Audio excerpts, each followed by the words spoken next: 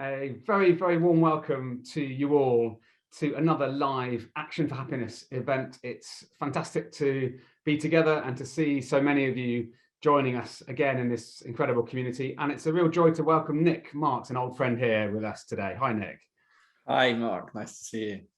I'm not sure how many people know, but you've obviously been involved with Action for Happiness and supporting our work right since the start. A great advisor and friend of our movement. So very lovely to spend this time together. We haven't done one of these events online, but we've done plenty of other things back in the pre-COVID days. So it's nice to be reconnecting.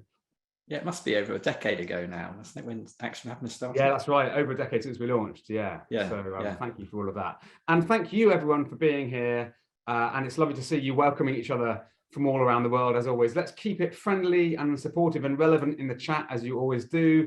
And Nic and I are going to have a sort of fairly structured, but also slightly random conversation about this brilliant topic of working happier, which is about work in the broadest sense, but also about life. And actually, Nic has so much to offer in the wider sense of what makes for a happier world. And after we've done that for maybe half an hour, 35 minutes, it's a chance for you to ask Nic questions on anything we've discussed or what's on your mind. So please do use the Q&A function, and we'll come to some of those questions later. And there's also going to be a chance, as always, for you to get involved and to respond to what's being said, to share some of your ideas. And we're going to try even a little poll for the first time. So looking forward to that. But Nic, why don't we start with you and your background? I mean, you've got such a wealth of experience in the world of happiness and well-being. Maybe you could give us a quick pot of history to what you've been doing, but also what's brought you to this topic of happiness at work. Yeah, well, my background, like yours, is color coordinated. So someone's already mentioned that in the comments there. We both laughed when we saw it as we started. So my background is I am a statistician by trade. That's sort of where I come from. And I sort of approached happiness from firstly quality of life studies, sustainability, into well-being. And 2001, so that's over 20 years ago now, I founded what became the Centre for Wellbeing at the New Economics Foundation, which is kind of what got me involved with Action for Happiness when it was being founded by Richard Layard. Yeah, and did stuff like the Happy Planet Index, which went kind of global, very surprisingly, for a little think tank team. Things like the 5 Ways to Wellbeing, which are still used in public mental health. And then after my TED talk in 2010, I kind of thought I should do something useful, which might sound a bit ridiculous, but when you're doing stuff with governments, it takes a long time for stuff to happen. Things get watered down all the time. And I thought, having done a TED talk, which is this enormous honor where you can sort of like talk about what you've done, and I sort of bookended a lot of stuff I did with New Economics Foundation. I thought, well, I should do something different. So I decided to focus on work, and a lot to do really with the great Daniel Kahneman, in that he had produced this work on day reconstruction methodology, and it showed sort of how unhappy people were at work, how it's one of the least happy activities of the day.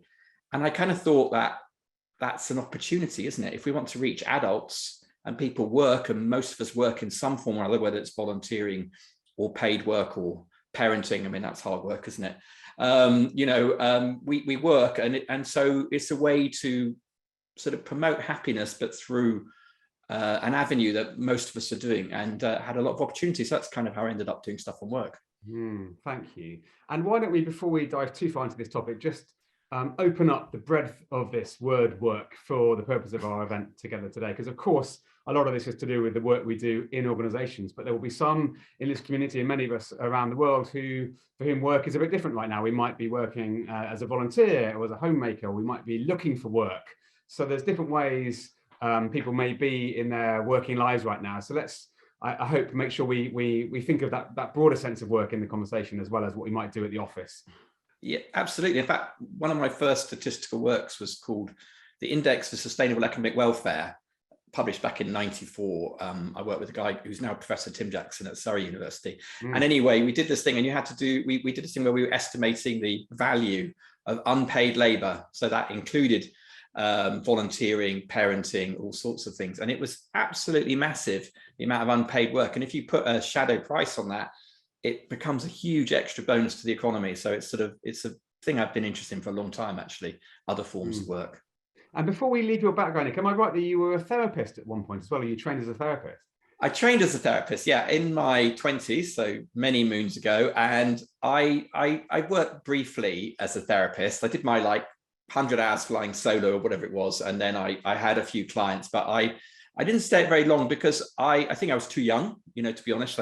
And also I got very interested in systemic effects, in the sense that, therapy, you're working one-to-one, it's really valid, it's lovely work, and it can be very helpful. But I kind of got interested in how you could change the system. So that led me more into the statistical work and other stuff. But therapy is hugely, it doesn't sound too bonkers, hugely influenced how I think of statistics. And if I could just tell a little story. So I used to go to see this therapist when I was training. As part of your training, you go to see a therapist, and she was like a mentor and a guide to me as well. She was this sort of wiser older woman. She was called Nan, actually, which is rather appropriate. And unfortunately, she died a few years ago. And I actually think it should be illegal for wise old women to die. I don't think they should be allowed to die. I think they should be kept alive for the sake of the nation, but that's the side. But I used to go and see Nan, and she used to say to me, look, Nick, a therapist really only does three things. They listen to your client, they reflect back what they hear, and then they ask questions to move you on. And I think of statistics the same. We listen to a population, or, we reflect back with our reporting. So, and then we ask questions, maybe, NEF, quite challenging questions to government, but we're doing the same process. And it's really a bringing into awareness so the individual system can make better choices. And I think my statistics almost exactly the same as sort of therapy. It's like group therapy. That's a lovely story. And I really love those 3 points about listening, reflecting, and asking questions. So why don't we do a little mini version of what you're doing all the time in organizations with your company, Happiness Pulse, and actually ask the audience a sort of question about their happiness. How would you like to set that up for us? Why does this matter? Yeah, so whatever you consider your work to be this last week, I just want you to answer this question, which is, how happy were you at work this week? It's this week I want you to answer. So I think you've got a poll for that, haven't you, Mark? I do, but I don't seem to have permission to launch it. So I'm wondering if my colleague Sarah behind the scenes might be able to go to the poll function and get that going for us. There we look go. At that. Fantastic. Thank you, Sarah. So hopefully you can see on your screen now a question. How happy have you been in your work this week, where you get a chance to score from 1 very unhappy to 5 very happy? So I'm going to do that myself too. Am I allowed to vote? Oh, I'm not sure I am allowed to vote. It says hosts and panelists cannot vote. I've been robbed. I'm hoping Sarah can see that the results are flying in. So let's leave that for a few moments and see what comes up. Thank you, everyone who's voting on that. Nick, before we look at the results to that, I think many in this community will know this already, but it's worth us revisiting. Why does it matter about happiness at work? I mean, is this just some fluffy nice to have? Surely work's about getting the job done, and happiness is a bit of a side project. Does it, is that the case? Well, luckily, the two things go together, actually, which is one of my big interests in it. There's not a conflict between happiness and productivity at all. So, I do surveys, in either large population surveys or ones with companies, and there's lots of research in the area, and it basically shows that becoming happier is associated with, that 5-point scale you've used, let's just do a 0.5 point nudge for a population. So going from 3 to 3.5 or 4, 3.5 to 4. And that is equal to about 8 or 9% extra productivity. It's equal to about 18% lower staff turnover. It's also associated a lot with a lot of creativity and innovation. It does vary across sectors. It varies across different job types. The more undefined your job is, the bigger that happiness has an effect. If it's very closely defined, then there is an effect, but it's smaller. If it's more space for creativity, the bigger the effect is. So it's really, really, really important. Actually, a happier team is a more successful team, and so that's the wonderful thing about it. And it's why we get a lot of interest from our clients and whatever about how they can measure it so they can drive that forward. Yeah, and I certainly find that a lot of my personal experience really fits with exactly what you just said. And it was only when I left some unhappier workplaces I'd been in and moved to more flourishing ones that I realized how much of a difference it made, partly to how well I functioned and how much I liked the people I was with, but also just the whole sense of purpose, camaraderie, sense of wanting to be part of something. It really does make a massive difference. Now, I'm hoping we may now be able to turn to the results of this poll. We've never done this before, so this may be wishful thinking, but Sarah, is there any way we can share what came out of that poll? if that's a button you have access to behind the scenes. We're hoping so. A few people have shared. Oh, look at this. Fantastic. Okay. So Nick, what are you seeing here then? Okay, so we've got the mean looks about 3.2 from looking at that, so just above okay. The mode is 3, as in the most consistent choice across this group of people is okay. So we've got a classic normal distribution there. So you see it's on its side there, but you see it's bulge in the middle, which is what we tend to see. We tend to see a slightly more skewed normal than that. So a little bit more, I tend to see the mode as being happy and then okay just below. So it's slightly lower than some groups I see. However, it's not as low as some data. So I was looking at data in call centers, call operators, and the mode was unhappy. There was a big skew towards very unhappy and unhappy in those sort of calls. So it varies across things. But if a lot of you are feeling just okay about your work, then there's a lot of potential for you to get happier. There's a lot of potential for you to either think about that in your current role or maybe hopping roles. But you know, you won't be doing your very best work if you're anything okay at work. And of course, there can be lots of reasons for why you feel okay. We haven't gone into that here. So one of the biggest drivers of low happiness at work is boredom. You know, if you're not learning things, if you're not enjoying your work, the actual content of the work, then that tends to drive unhappiness at work. And then another one is stress. Overwork, overload is a second one. Boredom actually tends to have a bigger impact than stress from our data, from what I see. So, well, that's very interesting, insightful. I'm looking forward to diving more into not only what that means, but what we can do about it. But thank you, everyone, for voting and taking part in that. You know, and I guess, as Nick says, with about a third of us saying happy or very happy, that suggests there's a big potential for, well, doing better than that. So let's come on to a slightly different take on this. Again, coming back to you as a community to ask your views, but it would be nice for us to focus on times where we were able to be thriving at work. So Nick, maybe you could set up a question for us to think about on that note, and we'll get some feedback in the chat. Yeah, I just want to say one thing before we move on to that. You might be wondering why I asked this week. And the reason that I asked this week rather than overall is because happiness goes up and down all the time. And so you might have had an okay week this week, but you might be good next week. And so it's very, very fluid. But yeah, now I want you to think back to a time when you felt really happy at work, when things were going really well. And perhaps you can just write in the chat, you know, what a sort of simple characteristic of that. So a little, you know, a few words, don't write too much because we will just fly past in the chat, but about what was the characteristic of your work when you were feeling great at work. So that might be to do with what you know, the people you were with, the type of work, whether you felt like you were in control, that sort of thing. Okay, so focus, flexible team, wonderful co-workers, recognition, feeling valued, purpose, outcomes, things were flowing, achievements, creativity, feeling valued, positive difference, getting praise, and wow, it's flying past here. No boss, great team, feeling connected, positive feedback, feeling trusted, supported, enjoying my job, good co-workers, not stifled. What else are you seeing, Nick? I saw someone say boss away. And actually, I mean, that's funny, of course, and also sad if that's what is actually the truth. And actually, there was some surveys suggesting that the unhappiest time of the day was spent with your boss.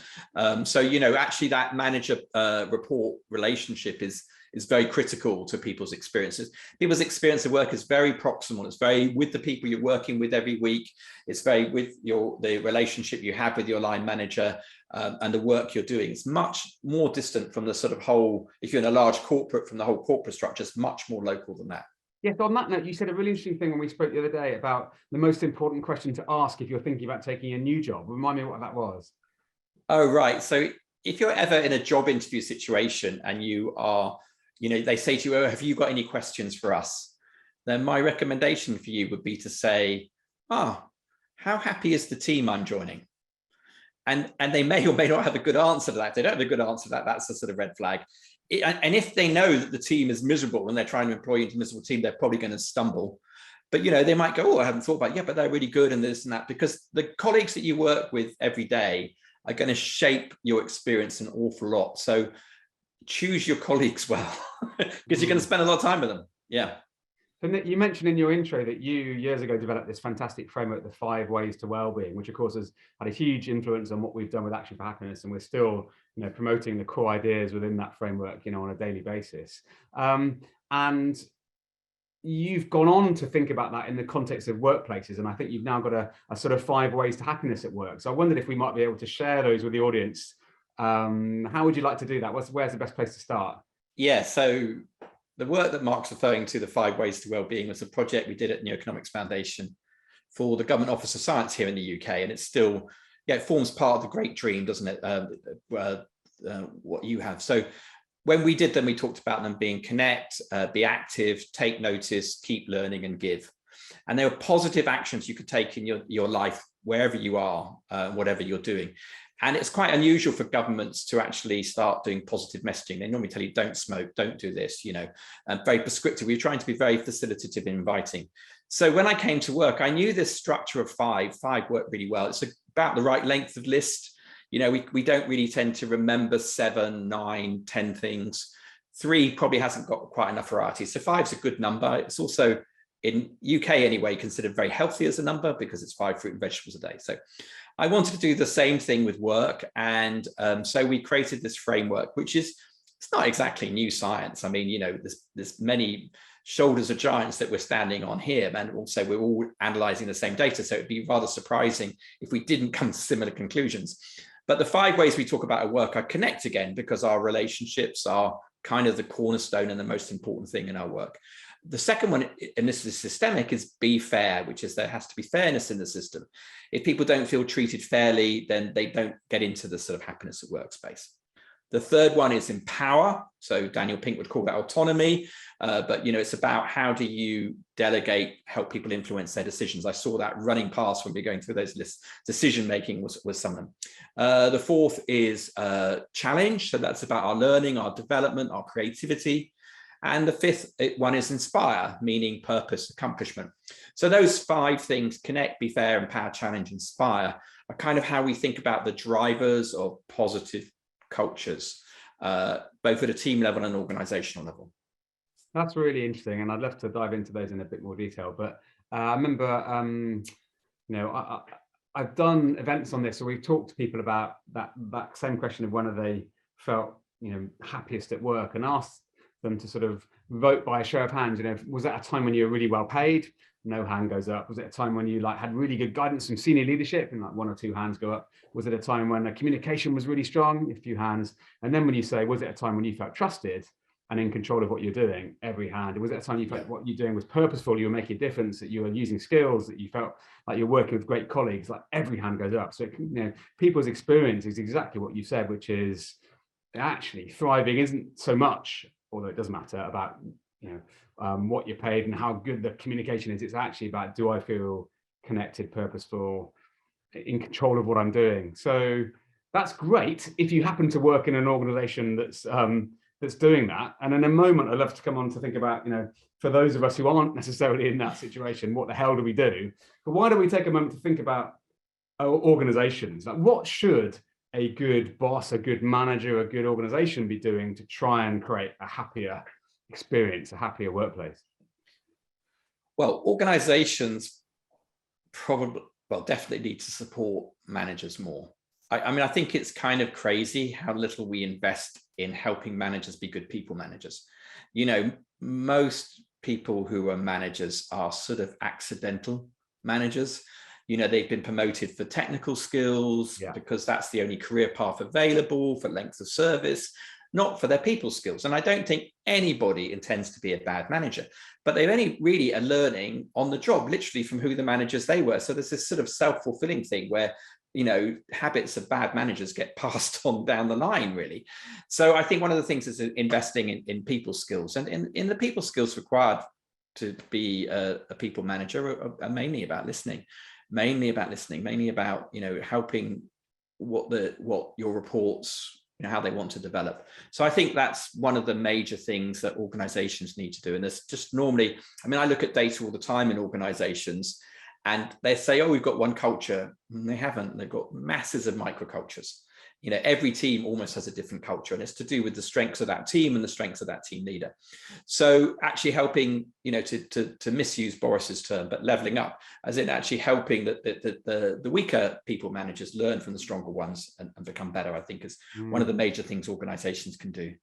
But then if you lead a team, and I imagine many of you do lead a team, or you may formally or you may informally lead your team, there's often we can often sort of lead a team, inspire a team from within a team rather than from above it. Then I think that the main thing is about noticing that we need to be biased towards the positive.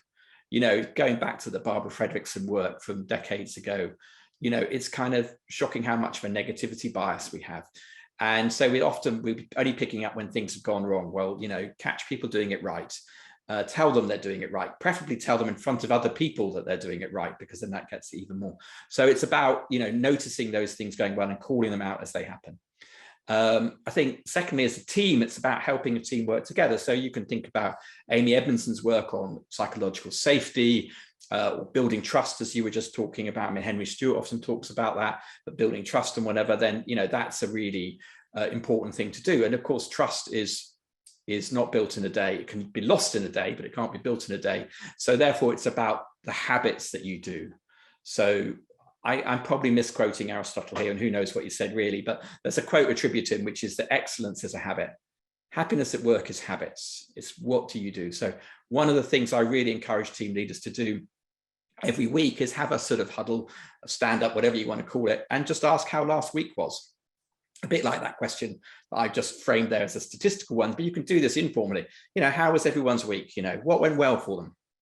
What was a success for them? Almost literally applaud successes, but certainly get people to talk about them, and blow their own trumpets and blow their trumpet. And then also to, try and get gratitude going on in the team. So actually encourage peer-to-peer appreciation, that actually thank each other. So many times we don't just thank someone at work, just say thank you. It's a really nice thing to be told. And then also picking up on any frustrations, which is that things go wrong. And so actually picking up on it quickly. Our grandmothers used to always say a stitch in time saves 9.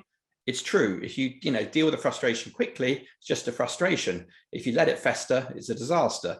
So deal with things quickly. So really, it's helping line managers keep on top of the friction flow issues going on in an organization, which, really helps, and having open, honest conversations every week. And then every month have a one-to-one, don't leave it for the annual review. Sit down informally, ask each of your team, how they're doing. And if you start doing those sort of habits like daily positivity, weekly sort of retrospectives about how last week was, monthly one-to-ones, you've set up a really nice dynamic that just keeps flowing. What I love about this is it's almost everything you said there. It comes back to the simple aspects of our human connectedness, really. It's listening to each other, it's appreciating each other, it's having a sense of honesty, it's having a sense of sharing what's going on for us, warts and all, actually, and that making it sort of more authentic experience, less that we're a different person at work and we put a work mask on and we have a home mask. It's like bring your real self, but also, treat other people as human beings. Do you think there's been a shift towards a more human way of thinking about the workplace? I think so. I think good line management has always been there, and I would hope it's getting better. We certainly see big shifts around, the impact of COVID, on how people are working. We've seen big shifts anyway over the last few decades about thinking about things. We've moved away from that very, if you think back even, 40, 50 years, businesses were very paternalistic. They were very top down. They were very, delineated. They've become more and more flatter. They've become more and more human.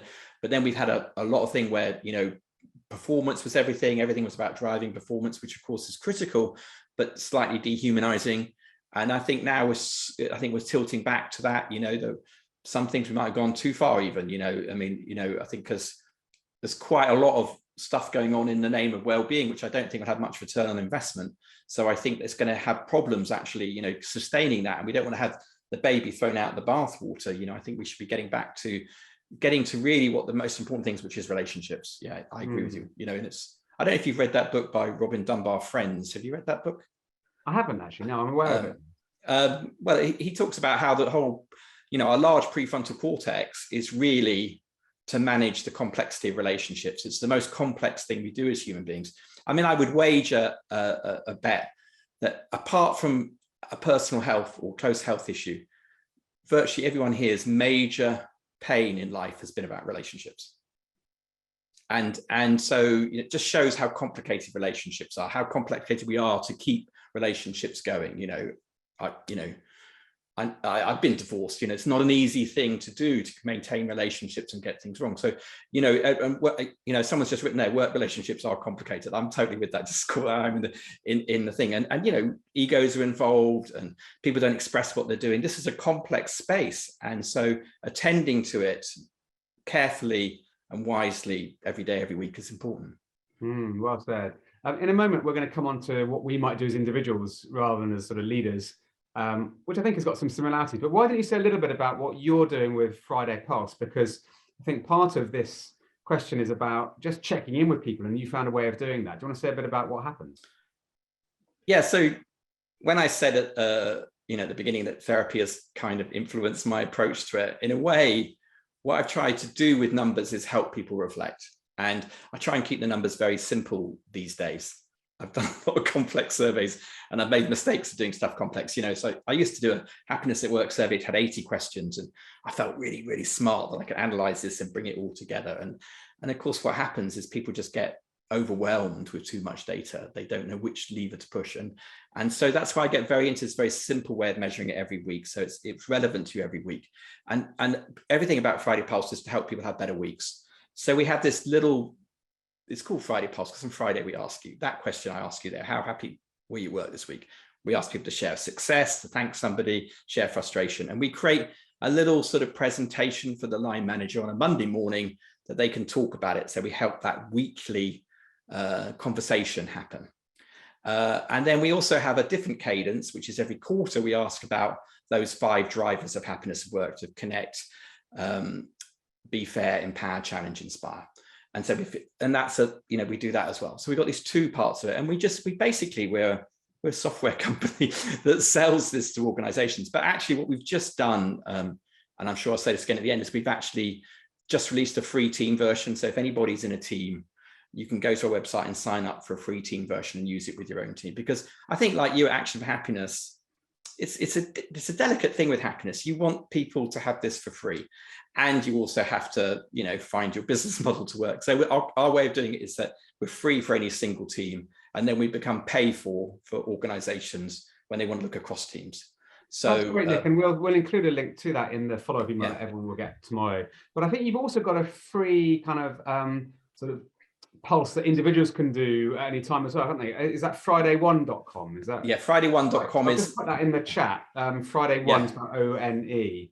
Yeah, what does that give people? Well, that's a personal checkup. So basically, if you're a bit stuck, and an awful lot of you were feeling okay at work, okay. So if you go and do the Friday 1 test, it will help you identify which of those 5 ways is working for you and which isn't. In fact, it goes into a bit more detail on that. So I often think about statistics being a mirror. It shows you how you are. That's that listen and reflect back. So it provides a mirror for you to see, how you're doing in terms of happiness at work. And we compare you to benchmarks and things like that. But then also what you wanted to do is to sort of open a window to what you can be. So it's a sort of mirror and a window. And so the 5 ways show you what you can do to be happier at work. And, for some of you, it will be about, recommitting to your work or working on making the relationships better at work or whatever. And for some of you, it might be, I need to change work, but you need to think about what you need to change. It's unlikely, not that money isn't unimportant, fair pay is important, but it's unlikely a 20% pay rise will make you 20% happier at work. It will make you a bit happier for a while, and then it will fade away. Whereas your experience of work will be much more about what you do and how you do it. And so, you see lots of people say in advertising who sort of really enjoy it in their 20s, and then by their 30s, they find it a bit meaningless. You see all sorts of people in not-for-profits who find their work really meaningful, but relationships aren't great or something like that. I mean, you can see different fingerprints of what's going on, and each of you will have you bring your own strengths, your own personality to your work, and you'll have different things. So it's really just helping you unpick that. Thank you, Nick, and thank you for making these resources available free. And let's move into what we've already started talking about the individual. So lots of us have no control over the work environment we're in. We may not have the most enlightened leaders. We may not have good managers or good colleagues even that help encourage these principles. And yet I would like to believe certainly in the spirit of action for happiness, because I think all of us can always make a difference to some extent, that our actions matter and can help ourselves, and can also have these little ripples around us. In fact, I mean, I've had colleagues where they've come in and been sort of a ray of sunshine. Their attitude has sort of really infected in a really positive way people around them. It's been really lovely to see. So could you say a bit more about what we can do, almost regardless of the system that we're in at work? And again, that work could be in a workplace, or it could be volunteering, it could be even in the home or the community, or other relationships. But what can we do as individuals? I think we can always, we're shaped by our environments, and we can also influence them and shape them. And in fact, we tend to be less aware. We tend to be very aware of who impacts us. We tend to be less aware of who we impact. And so one thing is to just work on those relationships. So, I mean, smiling is such an easy thing, but I mean, it's not always easy when we feel depleted. And this is not to be, I mean, I think one of the things I'm really unkeen on in happiness or positive psychology sometimes is sort of this over positivity and sort of inauthentic positivity. It's about really trying to be authentically yourself. So there are times when it is okay to cry. There's times when it's, these are important cathartic experiences for us. So, and, our resilience and our sort of bounce back and our ability to influence people, it's very much about the energy we give out. So being aware of your energy, I think, is really important, so that other people may be coming to you because you are a radiator for them, that you give them positive feelings and being like that. And it's a lovely thing to be someone that people come to for, when they're down or whatever like that. So I think that's, it's a great thing we can do. And I think if you are feeling miserable, take yourself away and do work that you can do on your own for a bit, because, you'll pull down people around you. So it's being aware of our energy a bit. I mean, that's a little bit harsh. I don't really mean that seriously, but what I mean is that, maybe go and find someone you can talk to.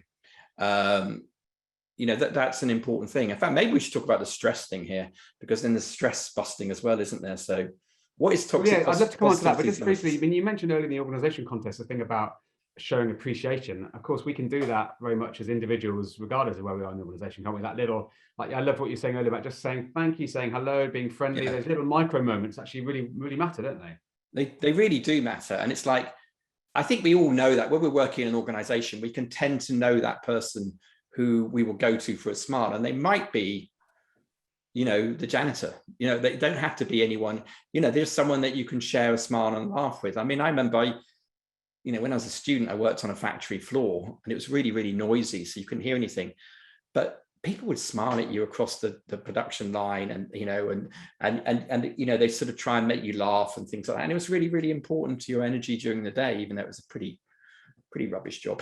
So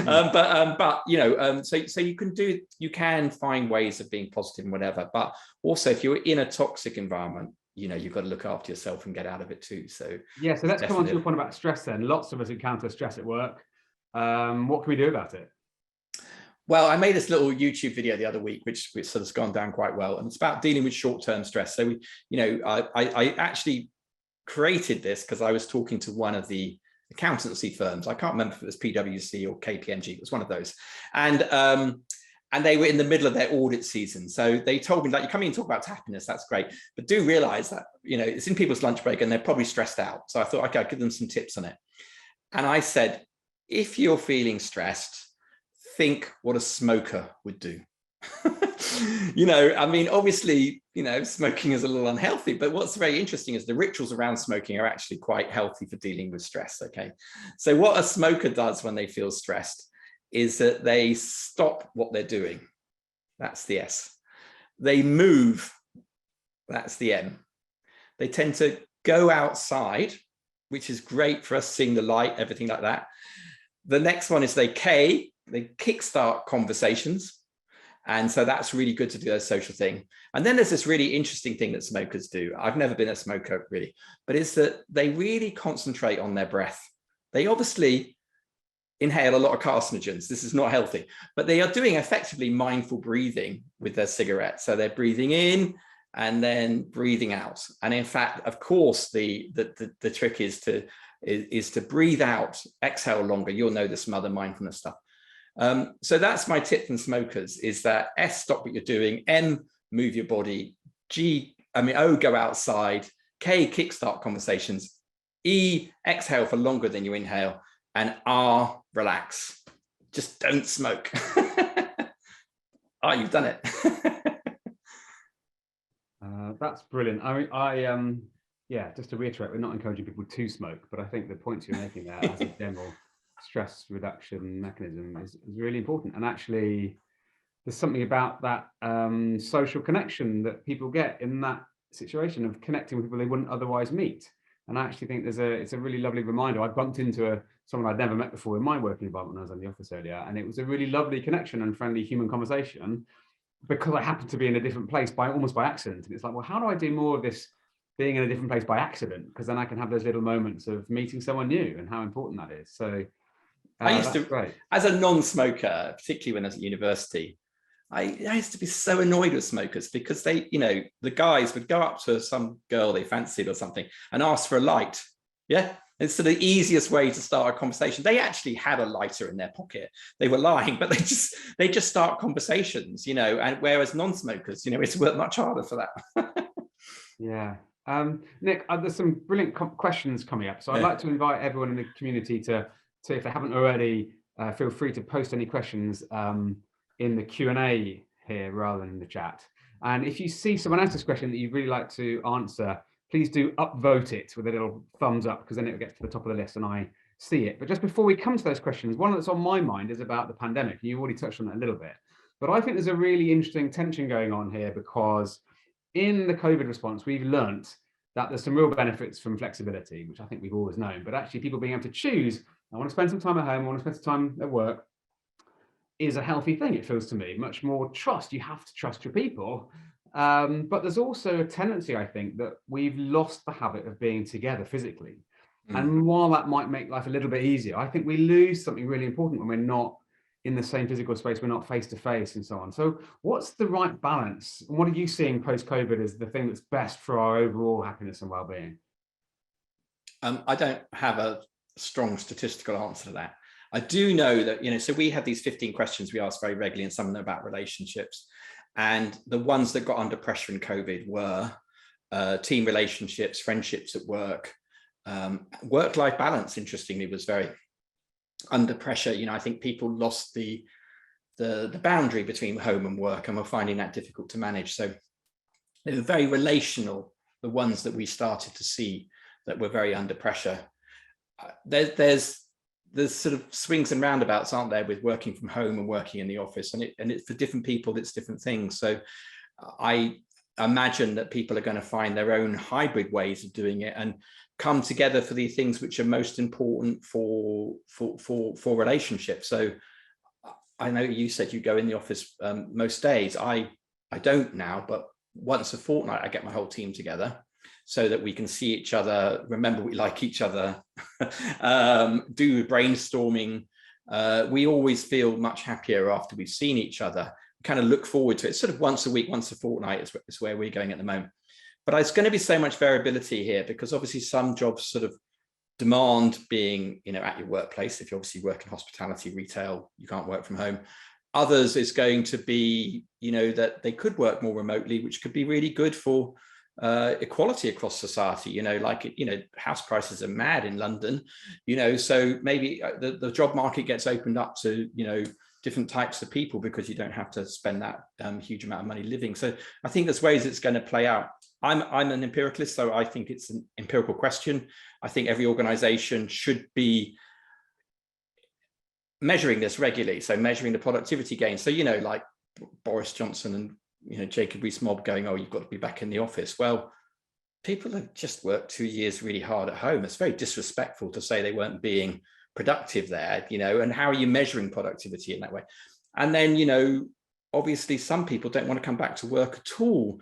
And that might be personally good for them where they are in their career, but they're not going to mentor the next generation below them who need to sort of learn from them. So there's these learning things that need to go on to. So I don't have a definitive answer. I think no, that's really well said. Thank you, and really helpful food for thought. Let's come to these great questions. And by far the most upvoted question is from Sarah, who has said, or Sarah, apologies if I pronounced that wrong. Do you agree a 4-day work week would make workers happier and more productive? I moved my team to 4-day week about 18 months ago, after the first 6 months of COVID, when I realized we were all struggling. I was struggling. So we moved to 4-day then. I know exactly what our happiness data did here, okay?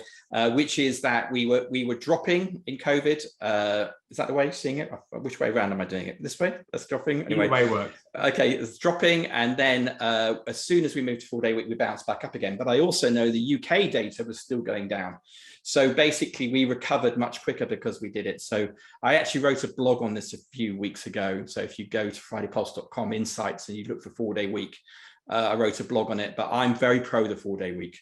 I think, and actually what's my team done with it? They've done things like volunteering, looking after their kids more, taking up a sports activity. It's great. Yeah, very into it. How good to hear. That's fantastic and great question. Thank you. So the next one is the observation that the majority of people leave their jobs because of management causing unhappiness. And how do we get around that huge reason? I love that quote that people say, people join organizations but leave bosses. I imagine there's a lot of truth in that. So what can we do about this problem about management causing unhappiness? Well, I think the first thing is to recognize that is an organizational failure. That's not your individual managers. If an individual manager is not good, the organization should be on top of that. They should be training them. I think that, as I say, there's so little invested in training people for people skills. So I think I've got this right. I think it's roughly about £200 a year per manager that's spent on people training. It's so little. When you think they're probably managing a team of 5 people, probably managing £100,000 team, and they're getting £200 a year training on it. So I think that's the most important thing for it is, and what's that training about? It's about relationships. It's about listening. It's about some structure. We feel comfortable with some structure at work. If there's absolutely no structure, we don't feel very happy. If there's masses too much structure, we feel unhappy, but some structure is good for us. Yeah, and I think in my experience, the bosses, managers, leaders that can help people feel trusted and empowered rather than micromanaged and controlled really, really bring out the best in people in terms of that sense of autonomy, that sense of, my decisions matter, and it just creates so much more of a sense of wanting to contribute and wanting to be part of something. I mean, absolutely. I mean, that's the heart of the 5 ways to happiness at work is empower, and that's and of course it's one of those things, autonomy, being autonomy supportive means you give up some autonomy yourself as a line manager. So you've got to be sort of psychologically mature enough to understand, actually, I have to give up control to give others control. And that's a difficult thing. Teachers have to do it, parents have to do it. But the parents that, well, sometimes parents are struggling with teenagers because they're trying to control them too much. The opposite is also true. If you don't try and control, no control is also, but it's finding that way, yeah. Thank you. Well said. So Sarah has asked, what books would you suggest to research more about happiness at work? Have you got any favorites you'd think are worth going away to have a look at? And haven't you got one coming out soon yourself? Oh, no, I have not got one coming out soon. Well, I mean, it's like book writing. I'm sure some of you have written books. I'm much better at doing little videos. I am working on a book at the moment, which is supposed to be called How Happy Are You Work? It may come out in about 2025 at the rate I'm going at the moment. To get to a publishing agent, I need a lot of comments on some things. Anyway, what books do I like about? I mean, I tend to like books. I haven't got a definitive answer to my problems. I'm a bit struggling, but I'm sorry. I need to think about that. I'll think about my recommendations. Well, if Nic comes back with recommendations, we can certainly include them in some of our follow-up stuff. I quite like The Happiness Advantage by Sean Aker as a way of reminding us that happiness leads to success rather than the way around. And I think some of the kind of Carol Dweck work on mindset is also quite relevant to the workplace as well. But I guess in many ways, the positive psychology principles generally are quite well, you could be quite useful in the context of a workplace. Would you agree? I absolutely would agree. And I tend to go to those more general ones and the specific ones, because one of the things I find, in a way, it's an opportunity, is I don't think someone's written a definitive book on happiness at work. And, and that's probably the pressure I'm trying to put on myself. But I do think that, that's something to think about. I mean, I tend to read, I'm reading at the moment, I don't know if you read it, Susan Cain's Bittersweet. Have you read that book? Yeah, I've got it on my desk, and I'm hoping to get her to do one of these events quite soon, because I think she's fantastic. I think it's just genius. Really, really, really good. Yeah. Yeah, beautifully written as well. That's a nice, slightly off-topic recommendation. Thank you. So Ruth has asked, or has said, I've left a job because it wasn't making me happy, but I'm failing interviews, which is causing me anxiety. I'm sorry to hear that, Ruth. My mindset is generally positive, but this is knocking my confidence. How can I sort of keep that positive mindset? Well, it's a really good question, and there's no easy answers, and I really feel for that situation, but I'm sure it's one that plenty of us have experienced. Nick, any thoughts on that? I think that we're happiest at work particularly when we're looking for work, it's about, what your strengths are and what you're trying to offer to the employer too. And yeah, applying for those sort of jobs. I mean, you can, there's some really good strengths finder stuff. Alex Linley does a really nice strengths finder you can do. I think it's thinking about what you really want to offer to that job, and then partly it's sometimes, isn't it, just you've got to kiss a few frogs before you find your prince, sort of thing. You've got to do a few to do it. Yeah, hard. Yeah, thank you. Well, good luck with the search, Ruth. And I think it's good that you're managing to keep a positive mindset, because I think that really helps. Susan has asked, as a manager in a company of about 20 people, how can I get the whole management team to put more emphasis on employee happiness and mental health? So, I mean, it depends what your challenges are, but if you're in a creative industry, then it's about you're helping people get in a positive mindset where they can actually be more creative, more innovative, and that's always good. I don't know if you've got staff turnover issues, but obviously they are at least partly driven by unhappiness. So we tend to find that unhappy people are twice as likely to leave as happy people. So, that's an issue. And again, there's this alliance between productivity and happiness. So my sort of estimate for investing in a tight program around, helping line managers lead a happier team where they talk half an hour a week, whatever, is the ROI is about 6 times the amount of time that costs you. So basically, if you're taking half an hour a week to do that check-in, you're taking maybe an hour a week to do a one-to-one with each of your team members, that hour and a half that you're using each week is going to be 6 or 7 times repaid in terms of productivity. So to me, it's a no-brainer. I think there's a reason why people are frightened of it. And I think the reason is that there's a lot of imposter syndrome around. A lot of us feel like we're going to get caught out. And I think there's this fear that if you really start reflecting on happiness, everyone's going to find out that you're a terrible manager, and that scares us. So that is something to get over. And I think that's a very real thing. So it might be that your colleagues, they're maybe not emotionally sensitive, and they feel like their reports know that. So they don't really want to take the risk of doing it. But of course, if they do it and they start investing it and repeating it, they suddenly become a boss that's actually really loved by their team rather than, indifferent to. Because it's just a way of listening to people and helping them feel heard in a way, isn't it? It's back to that whole therapeutic principle. And on the topic of listening and listening to each other, I'm really grateful to all the great suggestions in the chat coming up as well. People have been sharing their own book recommendations as well. So thank you for that. And we will share a copy of the whole chat feed in our follow-up email, as well as a video from this conversation tomorrow. So you can go back to what's been posted by others tomorrow, even though it may disappear off your screens today. Time for a few more questions, and I'd love us to do one more interactive thing together as a community before we wrap up. Sandy has made the point that you earlier said, Nick, about choosing your colleagues well. But that, of course, can be a really difficult thing to do because we don't get to meet our colleagues in an interview. So can you say a bit more about what are we looking out for when we go to an organization to give us hints as to what the collegiate nature of the organization is like? Well, think it's. I mean, obviously, not every job offers this, but I don't think it's a bad idea to go for a trial day before you accept a role. It's actually quite a good thing for business to do, is to bring you in for a day, because you see people differently. So I think that's a reasonable thing to ask, to meet your colleagues before, particularly if it's a big change for you. And I would look for for how they approach you. Are they friendly to you? Do they ask you questions? Do they ask you how you feel, particularly if it's your first day? How are you feeling? Because it's obviously nervous. Do they just ignore you? Do they just plonk some work on you? I mean, that's not a very good sign. So I would look for the things that they do say, and look for the dog that doesn't bark, as Conan Doyle said. Look for the things that they don't do. Is if they don't seem interested in you, that's a really bad sign. If they don't know what they're doing, that's a bad sign, because then it must be a unclearly defined sort of team about what's going on.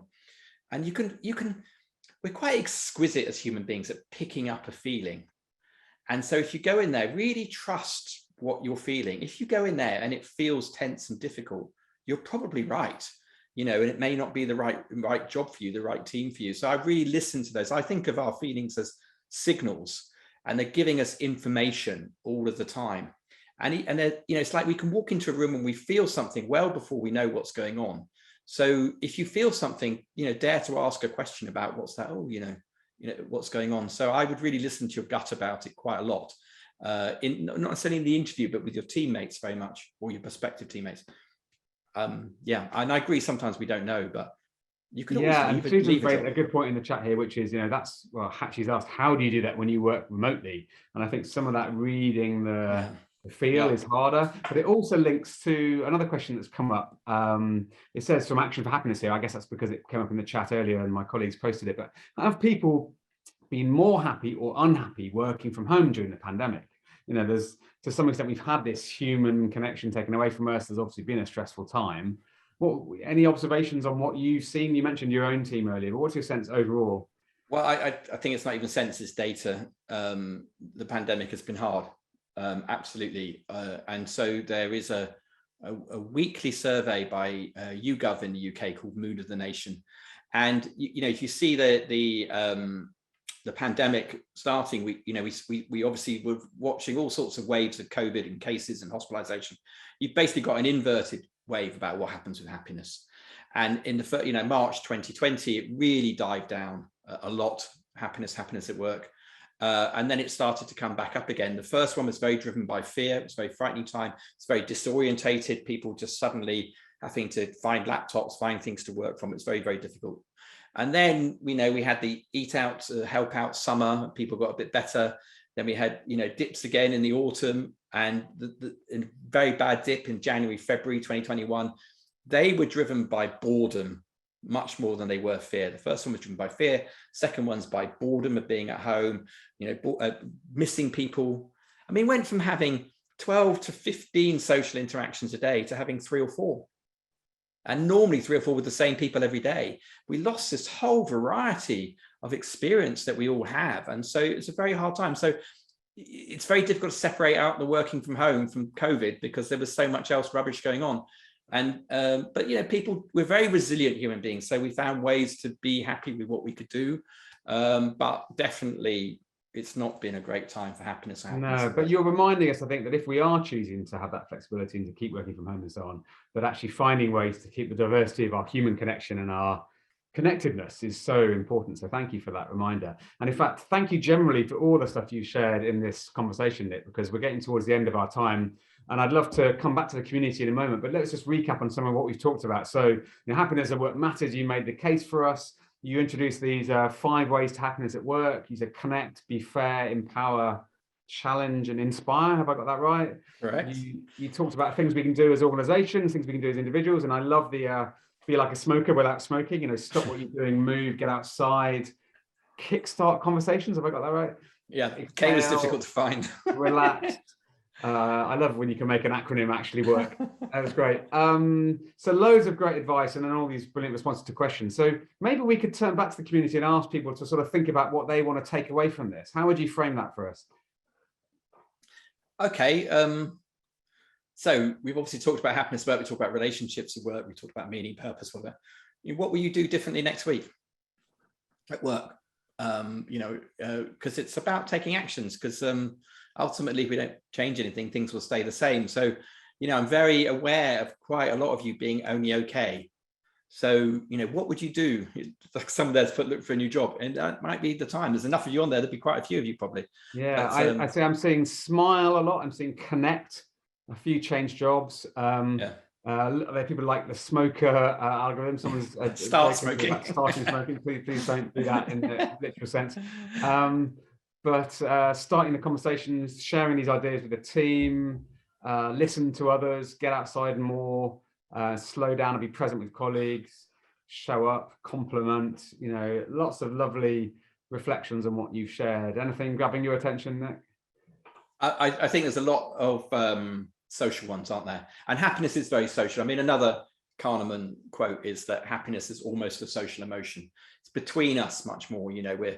I think we're 30 times more likely to laugh with somebody than on our own, and that's only one part of happiness. But that feeling we get from being with other people, if we get with people that we love or we like, we definitely feel much better.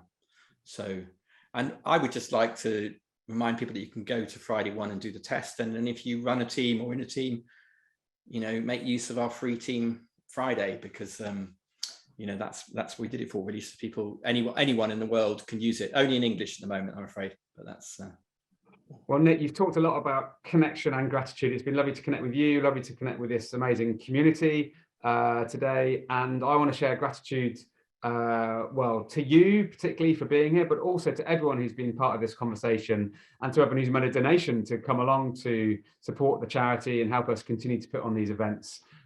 So grateful for everyone being involved, but Nick, particularly, do keep up the great work. It's amazing the impact you're making and have made over many years, and all the support you provided to me and others involved with Action for Happiness. So very grateful. And I wondered if you had a final thought you'd like to leave us with.